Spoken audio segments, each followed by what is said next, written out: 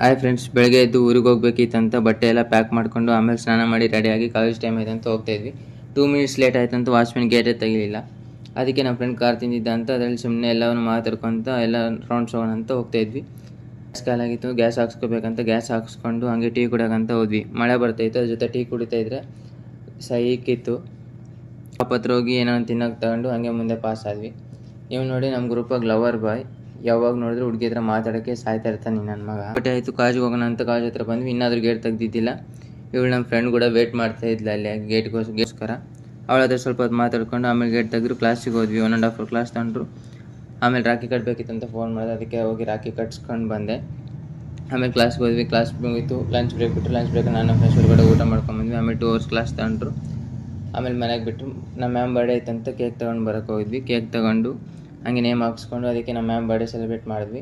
ಅವ್ರದ್ದು first birthday celebration ಅಂತೆ ನಮ್ಮ KU ಸ್ಟೂಡೆಂಟ್ಸ್ ಕಡೆಯಿಂದ. ಆಮೇಲೆ ಊರಿಗೆ ಹೋಗ್ಬೇಕಿತ್ತಂತ ನಮ್ಮ ಫ್ರೆಂಡ್ಸನ್ನ ಡ್ರಾಪ್ ಮಾಡೋಕ್ಕೆ ಬಂದರು ಬಸ್ ಸ್ಟ್ಯಾಂಡಿಗೆ.